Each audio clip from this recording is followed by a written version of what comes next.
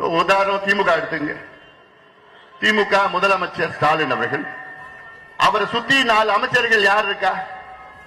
தந்தை பெரியாருடைய சமூக நீதி கணக்கின்படி ஸ்டாலின் அவர்கள் அவர் சுத்தி ஒரு 4 முக்கியமான அமைச்சர்கள் வச்சிருக்கிறாரு.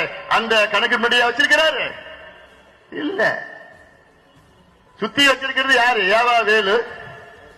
ஏவா வேலுக்கும் சமூக நீதிக்கும் சம்பந்தம் இருக்கா? இல்ல. அவர் ஒரு வியாபாரி. எப்படி காசு சம்பாதிக்கணும், காசு சம்பாதிச்சு எலெக்ஷன்ல எப்படி கொட்டணும்னு அவருடைய வேலை. நேரு, கே நேரு, நல்ல பேர் வச்சிருக்காரு நேருன்னு.